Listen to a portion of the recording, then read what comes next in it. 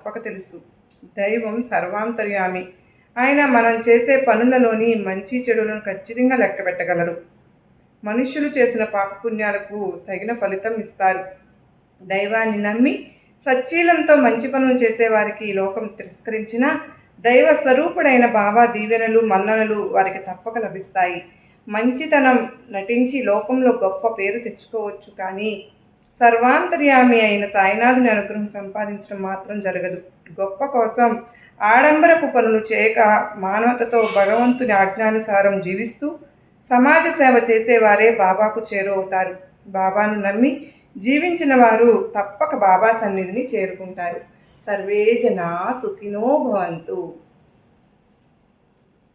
మన లక్ష్యం ఎలాగైతే వ్యక్తిగతమో, మనం ఎంచుకునే మార్గం కూడా మనదై ఉండాలి.